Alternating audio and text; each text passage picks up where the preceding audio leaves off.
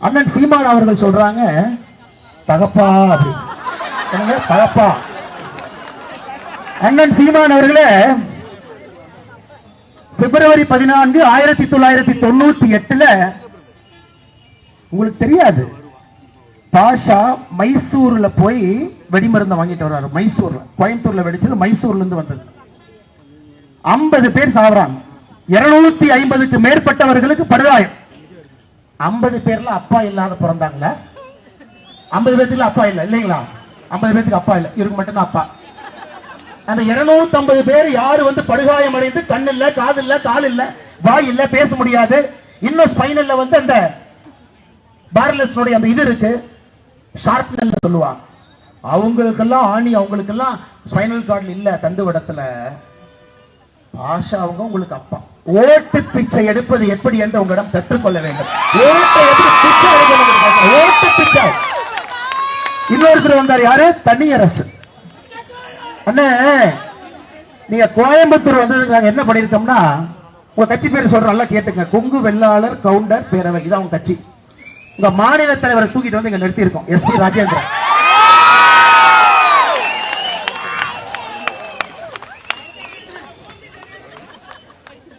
அதனால எல்லாரும் நல்லா புரிஞ்சுக்கங்க ஐயா, எங்களுக்கும் உங்க வழியில அரசியல் பண்ண தெரியும், அது வேண்டாம். இயற்கையாக இந்த பாரதிய ஜனதா கட்சி வளர வேண்டும் என்று ஒன்று இருக்கின்றோம். திருமாவளவன் போடுறாரு, என்ன போடுறாருங்க? மாட்டியர், வீர வணக்கம், தியாகி. இதை விட மோசமாக ஓட்டு பிச்சை தமிழ்நாட்டில் யாருனாலும் எடுக்க முடியாது. உங்கள்கிட்ட தான் பிஹெச்டி கற்றுக்கணும். ஓட்டு பிச்சை எடுப்பதற்கு அப்படியே கிளம்பி கோயம்புத்தூருக்கு வர்றாங்க. நான் முதல்ல போய் நிக்கட்டுமா? அந்த பூதோட வண்டியில் ஏற்றுற வரைக்கும் கேமராவை பார்த்து நான் பக்கத்தில் நிக்கட்டுமா? இல்ல நாமளும் நடந்து போவோமே, அதுல ஒரு 4 ஓட்டு வரும். நம்ம கரெக்டா நடந்து போய் அங்கேயும் நின்னா அதுல ஒரு 8 ஓட்டு வந்தா மொத்தம் 12 ஓட்டு நமக்கு வரும்பா. அதனால் இந்த அரசியல் கட்சி தலைவர்களுக்கெல்லாம் ஒன்னே ஒன்று சொல்லிக்கிறாங்க, கோயம்புத்தூர் மக்களே, நீங்கள் விழித்துக் கொள்ள வேண்டும். தொண்டை தன்னை கிளிய கத்திக்கிட்டே இருக்கிறோம், கத்திக்கிட்டே இருக்கிறோம். அபாயம் வந்துருச்சு, இங்க பிரச்சனை சரி பண்ணணுங்க. கோயம்புத்தூர் வளர்ச்சி இந்த ஓட்டு பிச்சையால் நடக்காம இருக்கு. எங்கேயோ போக வேண்டிய கோயம்புத்தூர் அடைஞ்சு நிக்குதுங்க. ரோட்ல குண்டும் குழி, சுத்தமான காத்து கிடையாதுங்க, குடிக்கிறதுக்கு தண்ணி இல்லைங்க. ஆனா என்ன, ஓட்டு பிச்சை எடுக்கிறனால தைரியமா இருக்கிறாங்க, எப்படியா ஜெயிச்சிடலாம், நமக்கு தான் ஓட்டு பிச்சை போடுவாங்கல்ல அப்படி. அதனால இந்த நிகழ்வுல உங்களிடம் நான் வைக்கக்கூடிய வேண்டுகோள், நீங்க விழிக்கணுங்க, நீங்க விழிக்கணும். இந்த அருமையான ஊர் மோடி அவர்களுடைய நேரடி கட்டுப்பாட்டில் இருக்க வேண்டும். அடுத்த கட்டத்திற்கு எடுத்துட்டு போகணும். அதையெல்லாம் நீங்க சிந்திச்சு பார்க்கணும், அதையெல்லாம் சிந்திச்சு பார்க்கணும். என்னையுடைய சார்ஜ் ஷீட் நான் சொல்றது உண்மையான, இதுல பாதி விஷயம் நான் சொன்னது நீங்க படிச்சு பார்க்கலாம். இன்டர்நெட் போங்க, 4 சார்ஜ் ஷீட் போட்டிருக்கா, என்ன எழுதியிருக்கான்னு படிங்க. இதை விட மோசம் பாருங்க, நாளைக்கு இவங்க சொல்லுவாங்க, ஸ்டாலின் ஐயா அப்படின்னா இந்த அண்ணாமலைக்கு வேலை இல்லை, இவனே அந்த முபின் வீட்டுக்குள்ள போய் ஒரு பேப்பர் எடுத்து எழுதி வச்சுட்டு வந்துட்டான் இல்லைங்களா? அதுக்கு ஸ்டாலின் ஐயாக்கு ஒரு ப்ரூஃப் கொடுப்போம். இவனு எல்லாமே இந்த இஸ்லாமிக் ஸ்டேட் கொர்சான் அப்படிங்கிற அமைப்புக்கு வந்து அண்டர். அந்த இஸ்லாமிக் ஸ்டேட் அப்படிங்கிறது என்ன சொல்லுதுனாங்க, central Asia, Uzbekistan, Pakistan, Afghanistan, north India, south India எல்லாம், சவுத் ஏசியா எல்லாம் ஒரு இஸ்லாமிய அமைப்பு கீழே வரணும், அங்கே ஷாரியால வர வேண்டும் என்பது ISIS கொரசானுடைய ஒரு இது. அந்த கொரசான் அக்டோபர் மாசம் நியூஸ் லெட்டர் போடுறான். கோயம்புத்தூர்ல ஒருத்தன் பையத்து கொடுத்துட்டு அங்க இருக்கக்கூடிய ஃபக்கீரை எல்லாம் கொல்ற கிளம்பி இருக்கான், அவனை நாங்கள் பாராட்டுகின்றோம். யாருங்க சொல்றாங்க? நாம சொல்ல, இந்த அமைப்பினுடைய news letter voice of Khorasan October மாசம் சொல்றான். அல்ல, காவல்துறை நண்பர்களுக்கு அன்பான வேண்டுகோள், நாங்கள் அமைதியை விரும்புவர்கள், அதுல எந்த மாற்று கருத்து யாருக்கு வேண்டாம். இத்தனை பேர் இருந்தாலும் இந்த கூட்டம் முடிஞ்சு ஒருத்தர் கூட நகராம அப்படியே வருவாங்க. வண்டி ஏறணுமா ஏறுறோம், மண்டபத்துக்கு போகணுமா போறோம், 11:30 வரைக்கும் இருக்கணுமா இருக்கிறோம். இந்த காலையில காவல்துறை யார்ட்டே சொன்னாங்க, 3 நாள் லீவ் இருக்கு பார்த்து பண்ணுங்க, அப்புறம் 3 நாள் உள்ள போனா திங்கக்கிழமை தான் வர முடியும். சரி, 3 நாள் இருந்தாலும் கூட்டிட்டு போங்க. இந்த கைது பண்ற இடத்துல இந்த வெஜ் நான்வெஜ் மாத்தி போற மாதிரி போடாம கரெக்டா கொடுங்க. அதனால் அன்பு சொந்தங்களே, நாம் விழிக்க வேண்டிய நேரம் இது, மாற்றத்திற்கான நேரம். இதே பாஷா 2003 என்ன சொன்னாருங்க, கோயம்புத்தூர் கோர்ட்ல அப்படி இங்கேயும் கூட்டிட்டு போறாங்க. அங்க பத்திரிகை நண்பரை பார்த்து கத்துறார், நரேந்திர மோடி மட்டும் கோயம்புத்தூருக்குள்ள வண்ணா கொன்றுவேன். அதெல்லாம் மறந்துட்டீங்களான்னு தெரியல. 2003 கோர்ட்டுக்குள்ள எடுத்துட்டு போறாங்க. அப்படியே பத்திரிகை பார்த்து கத்துறார், மோடி மட்டும் கோயம்புத்தூருக்கு வந்தா கொன்றுவேன். 2003 மோடி அப்ப குஜராத்தினுடைய முதலமைச்சர். மோடி அவர்கள் கோயம்புத்தூருக்கு வந்தாரு, காஞ்சிபுரத்துக்கு வந்தாரு, குஜராத்துக்கு போனாரு, பிரதமர் ஆயிட்டாரு, கோயம்புத்தூருக்கு வந்தாரு, ரோட் ஷோ நடத்திட்டார். நண்பர்கள் நன்றாக புரிந்து கொள்ள வேண்டும், அரசியல் கட்சியும் நன்றாக புரிந்து கொள்ள வேண்டும். ஓட்டு பிச்சு அண்ணன் உதயநிதி ஸ்டாலினை பத்தி சொன்னார். அவர் இந்த கிறிஸ்துமஸ் வந்துருச்சுன்னா எங்கிருந்து ஒரு பூதம் கிளம்பிடுற உள்ள இருந்து கிளம்பும். அண்ணா இத்தனை முறை சொல்றேன் அண்ணா, சொல்லு நான் தப்பு இல்லைண்ணா, நானும் ஒரு கிறிஸ்தவன் சொல்லிட்டு போனா, நானும் ஒரு இஸ்லாமிய சொல்லிட்டு போனா, ஒரே ஒரு முறை நானும் ஒரு ஹிந்துன்னு சொல்லிட்டு போயிடணும் சைட்ல. அதுக்கு வாய் வராது, அதற்கு சுத்தமா வாய் வராதுங்க. எதுக்கு சொல்லணும், பெருமை மிகுந்த அப்படின்னு அங்க வரும், இங்க வராது. இன்னைக்கு உண்மையால் நான் சொல்றேங்க, வயிறிழந்து சொல்றேன். இஸ்லாமிய சொந்தங்களும் கிறிஸ்தவ சொந்தங்களும் நீங்களும் பாதுகாப்பா இருக்கணும்னா இந்த ஓட்டு பிச்சை எடுக்கணும் வீட்டுல முதல்ல நீங்க அனுப்பு. மோடி ஐயா இந்த ரோட் ஷோ கோயம்புத்தூர்ல முடிச்சுட்டுங்க, கோயம்புத்தூர் குண்டு வெடிப்புல உயிரிழந்த 58 பேருக்கு அஞ்சலி செலுத்தினார். நல்லா கேட்டுங்க இஸ்லாமிய கிறிஸ்தவ சொந்தங்களே, இறந்து போன இஸ்லாமியர்களுக்கும் அஞ்சலி செலுத்தினார். நாங்க பாரதிய ஜனதா கட்சியோ இங்க இருக்கக்கூடிய இயக்கமோ சங்கமோ RSS இவங்க வந்து ஹிந்து, இவங்க வந்து கிறிஸ்டியன், இவங்க வந்து முஸ்லீம், மோடிஜி வந்து இவங்க எல்லாம் பண்ண மாட்டாங்க. பாருங்க, போட்டோ எடுத்து பாருங்க, பத்திரிகை நண்பர்கிட்ட கேளுங்க. எங்களை பொறுத்தவரை இந்தியர்கள் தமிழர்கள் தான் எங்க அடையாளங்க, வேற எதுவும் கிடையாது. இவங்க ஒரு மதத்தை பற்றி தவறாக பேசும் பொழுது இங்க இருக்கக்கூடிய தலைவர்கள் எல்லோரும் பேச வேண்டிய கட்டாயம் நமக்கு இருக்கு. 1993 ஆகஸ்ட் மாசம் RSS ஆபீசர் வெடி வச்சு தகர்த்தாங்க. நீங்க ஜஸ்ட் பாருங்க, கொஞ்சம் ரிவைண்ட் பண்ணி பாருங்க. தமிழர்களுடைய மிகப்பெரிய வியாதி என்னடாங்க, மறதி என்பது தமிழர்களுடைய மிகப்பெரிய வியாதி. இந்த வியாதி இருக்கிற வரைக்கும் ஓட்டு பிச்சை எடுக்கிறவன் தமிழ்நாட்டில் அரசியல் இருந்துகிட்டே இருப்பான். ஆகஸ்ட் 1993 RSS அலுவலகம் தகரப்பட்ட பொழுது அல்லுமாவை கைது பண்ணாங்க. 1997 ஜனவரி மாசம் முக்கிய குற்றவாளிகள் எப்படிங்க பெயில்ல வெளியே வந்தாங்க. எப்படி பெயில்ல வந்தாங்க, அவங்க பாட்டுக்கு வந்துருவாங்களா? ஆஜராக வேண்டிய பப்ளிக் ப்ராசிக்யூட்டர் ஆஜராகவில்லை. ஆட்சி யாருது? திராவிட முன்னேற்ற கழகம். ஜனவரி 1997 அல்லுமா 8 பேர் வெளியே வர்றான். பிப்ரவரி 14 1998 அதே அல்லுமா கோயம்புத்தூர் குண்டுவெடிப்பு நடத்துறான். பரிசு என்ன கொடுத்தாங்க தெரியுங்களா? இத்தனை பேர்த்த கைது பண்ணிட்டோம்.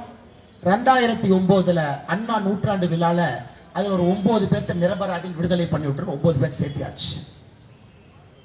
சமீபத்தில் ஈரோடு கிழக்கு இடைத்தேர்தல் அண்ணன் மஸ்தான் சொல்றார், பாஷா அவர்கள் உட்பட கோயம்புத்தூர் குண்டுவெடிப்புல சிறையில் இருக்கக்கூடிய இஸ்லாமிய தீவிரவாதிகளை இந்த அரசு விடுதலை செய்யும் சொல்றார்.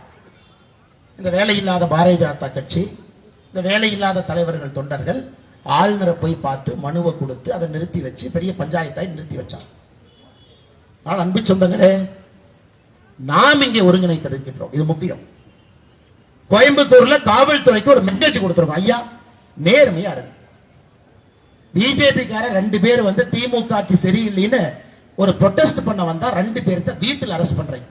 1000 பேர் தீவிரவாதியினுடைய ஊர்வலத்துக்கு வந்திருக்கிறான், பந்தோபஸ்த் கொடுத்து பார்த்து கொண்டிருக்கின்றீர்கள். இது நியாயமாங்க ஐயா? இது நியாயமா? நியாயமாங்க ஐயா? நியாயமா? நீங்களே சொல்லுங்க. உங்களுடைய அலுவலகத்தை அக்டோபர் 29 தகர்ப்பதற்கு ஒரு சூசைட் பாம்பர் குன்னூர்ல இருக்கிறான், உமர் ஃபரூக் அவன் பேர், நல்ல டைரியில் எழுதி வச்சுக்கங்க. அவங்களையும் காட்டி கொடுத்ததும் பாரதிய ஜனதா கட்சி தானே. என்ஐஏக்கு போகணும், இது பார்த்தா அது சூசைட் பாம்பு பிளாஸ்ட் மாதிரி இருக்கு. அதனாலதான் ஐயா நீங்களும் தப்பிச்சீங்க. அதனால் தயவு செய்து ஒரு தவறான கட்டளையை யார் பிறப்பித்தாலும் அந்த கட்டளையை ஏற்க மறுங்கள். காவல்துறையில காக்கி சட்டை போட்டீங்கன்னா தவறான கட்டளையாக இருந்தாலும் அது ஏற்கப்படக்கூடாது. அந்த தைரியம் காவல்துறையினுடைய அதிகாரி ஒருவருக்கும் வரணுங்க ஐயா, வரணும். ஏன் நான் சொல்றேன் ஐயா, இன்னைக்கு வெள்ளூர் நீதிமன்றத்துல பாரதிய ஜனதா கட்சியினுடைய தொண்டர் இன்னைக்கு நடந்தது விட்டல் குமார அடிச்சு முந்தாண்டை சாயந்தரம் கொல்றாங்க. திமுக பஞ்சாயத்து தலைவர் கைது பண்ணுங்க. காவல்துறை எஸ்பி சொல்றாங்க இல்லைங்க ஏதோ ஆக்சிடென்ட்ல போய் மாடு முட்டின மாதிரி இருக்கு. இல்லைங்க ஐயா எம்ஆர்ஐ ரிப்போர்ட்டை பாருங்க, தலை கம்பி வச்சு அடிச்சிருக்காங்க. இல்ல 5 மணி நேரம் ரோட்ல உட்கார்ந்து போராடி அந்த வழக்கை ஒரு சந்தேக மரண வழக்காக மாத்தணும். இன்னைக்கு என்ன அநியாயம் தெரியுங்களா? ஒரு பிஜேபி தொண்டை சொன்னா அண்ணே அக்யூஸ் 2 பேர்த்த நான் கண்டுபிடிச்சிட்டேன். கோர்ட்ல 2:30 மணிக்கு சரணடைய போறான். நான் வெட்டிட்டு ஜெயிலுக்கு போறேன், கொஞ்சம் வெயில பாத்துக்கினேன். இதுவரை பாரதிய ஜனதா கட்சியினுடைய தொண்டன் எனக்கு சொன்னது கிடையாது. இத்தனை தலைவர்கள் இருக்கிறாங்க, யாருக்கு சொன்னது கிடையாது. இன்னைக்குதான் முதல் முறையாக வெள்ளூர் வந்து போன் பண்றான், கண்டுபிடிச்சிட்டேன். 2:30 மணி கோர்ட்டுக்கு போய் சரண்டர் ஆகிறாங்க. நான் போட்டுறேன், குடும்பத்தை பாத்துக்கினேன். எழுச்சி வந்துருச்சு சார், எழுச்சி வந்துருச்சு. அடக்கி வைத்துக் கொண்டிருக்கின்றோம், அடக்கி வைத்துக் கொண்டிருக்கின்றோம். பண்ணாதீங்கன்னு சொல்லி தடுத்து என்னுடைய முகநூல்ல போட்டோ போடுறேன், காவல்துறைக்கு போடுறேன். இவன் தான் அக்யூஸ்ட் 1, இவன் தான் வேலைங்களா, இவன் தான் அக்யூஸ்ட் 2. கோர்ட்ல சரண்டர் ஆக போறான். வெள்ளூர்ல தான் போய் பிடிச்சிட்டு வாயான். 1 மணி நேரம் கழிச்சு பிடிச்சிட்டு வரான். லட்சணத்தை பாரு, லட்சணத்தை. வயிறு எரியுமா வயிறு எரியாவா? இன்னைக்கு பிஜேபி தொண்டை ஆயுதத்தை தூக்க கூடாதுன்னு நினைக்கக்கூடிய பிஜேபி தொண்டை நான் ஆயுதத்தை எடுக்கிறேன் சார், என் குடும்பத்தை பாத்துக்குங்க அண்ணா, என் குடும்பத்தை பாத்துக்க நான் போட்டேன். அப்பதான் அடுத்த முறை ஒரு பிஜேபி தொண்டன் மீது கை வைக்கும் போது எவனாக இருந்தாலும் பயம் வரும். எத்தனை நாளைக்கு பொறுமையாக பொறுமையாக பொறுமையாக இந்த இயக்கம் பொறுமையிலிருந்து பிறந்திருக்கிறது. ஒருத்தரா கட்டி காத்து பேசி சமாளிச்சு பஞ்சாயத்து பண்ணி எத்தனை நாளைக்கு இங்க இருக்கக்கூடிய தலைவர்கள் இந்த இயக்கத்தை அப்படியே எடுத்துட்டு போவாங்க. அறவழியிலே அமைதியான வழி. பல காவல்துறை நண்பர்கள் தயவு செஞ்சு புரிஞ்சுக்கங்க. ஒரு கட்டுப்பாடு இழந்து விட்டால் எப்பொழுதும் கட்டுப்பாடு திரும்ப கைக்கு வராதுங்க. இந்த கட்டுப்பாடு சூடத்தை பத்த வைக்கிற மாதிரி பத்த வச்சிட்டீங்கன்னா கண்ட்ரோல் போயிடும். ஆனால் இப்பவும் அமைதியா சொல்ற இடத்துக்கு வர்றோம், எங்க போகணும்னு சொல்றோம் போறோம், இங்க நில்லுங்கன்னு சொல்றோம் நிக்கிறோம். அது எல்லாம் கேட்கிறோம். இந்த கூட்டம் எல்லாம் ஒரு ஆள் ஒரு மனிதன் அரசாங்கத்தை எதிர்த்தோ காவல்துறை எதிர்த்தோ ஒருத்தர் குரல் கொடுக்க மாட்டான். அந்த மாதிரி கூட்டம், அந்த மாதிரி கூட்டம் இந்தியாவில் எங்கேயுமே நீங்க பார்க்க முடியாது. அந்த மாதிரி வரக்கூடிய கூட்டம். அதே மரியாதையை திரும்ப நீங்கள் கொடுக்க வேண்டும் என்பது அன்பான வேண்டுகோள். அதே மரியாதை திரும்ப நீங்க கொடுக்க. நேரமாகிக் கொண்டிருக்கிறது, பெண்கள் இருக்கு. அதனால இந்த முக்கியமான அற்புதம் என்று சொல்வதை விட முக்கியமான இந்த கூட்டம் கோயம்புத்தூர் மக்களுடைய மனசாட்சியாக இந்த கூட்டம் நடந்து கொண்டிருக்கிறது.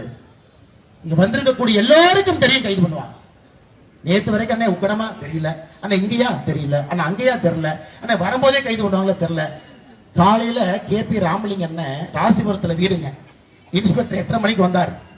சார் உங்களை கைது பண்ண போறோம் வீட்டு சிறை. உடனே ராமலிங்கன் கேட்டார், எதுக்கு ராசிபுரத்துக்கு வந்திருக்கிறீங்க? ஆனா கோயம்புத்தூர்ல ஏதோ ஆர்ப்பாட்டத்துக்கு ஆளோட போறீங்கன்னு தகவல் சொல்லியிருக்காங்க, வயர்லெஸ்ல மெசேஜ் வந்திருக்குது, அப்படியே பிடிச்சி கோழி அமுத்துற மாதிரி அமுச்சு சொல்லியிருக்காங்க. இந்த வீராப்ப பிப்ரவரி 7ஆம் தேதி சத்தியமங்கலத்துல கூட்டம் போறத ஒட்டு கேட்டு கண்டுபிடிச்சிருந்தீங்கன்னா எதுக்குங்க இந்த கூட்டம் நடக்க போகுது, எதுக்குங்க பேச போறோம்? அதனால் காவல்துறை நண்பர்களை மற்றும் ஒரு முறை தலை வணங்கி உங்கள் கடமையை நீங்கள் சரியாக செய்ய வேண்டும் என்று வேண்டுகோள் விடுத்து இங்க வந்திருக்கக்கூடிய எல்லா சொந்தங்களுக்கும் என்னுடைய நன்றி கடனை மறுபடியும் செலுத்தி நம்முடைய ஒற்றுமை 2026 கோயம்புத்தூர்ல 6க்கு 6 நம்ம எடுக்கணும். பேசலாம் பிரயோஜனம் இல்லைங்க, 6க்கு 6 எடுக்கணும். வானத்தி அக்கா திரும்ப எம்எல்ஏ ஆகணும், புதுசா 5 பேர் திரும்ப அனுப்பணும். வானத்தி அக்காவுக்கு துணையாக 6 பேர் சட்டமன்றத்தில் போய் கோயம்புத்தூரை பத்தி பேசணுங்க. அக்கா ஒருத்தர் மட்டும் எத்தனை நாளை கத்துவாங்க. அதனால் அவர்களோடு 5 பேர்த்த சேர்த்து 6 பேராக அனுப்பி வைக்க வேண்டியது நம்முடைய கடமை. திரும்ப இது போன்ற ஒரு கூட்டத்தை நடத்துவதற்கு நமக்கு வாய்ப்பு இருக்கக்கூடாது. காவல்துறையும் அதுபோல் நடந்து கொள்வார்கள் என்று சொல்லி வாய்ப்பு கொடுத்த எல்லோருக்கும் நன்றி தெரிவித்து உரை முடித்துக் கொள்கின்றேன். நன்றி, வணக்கம். பாரத் மாதா கி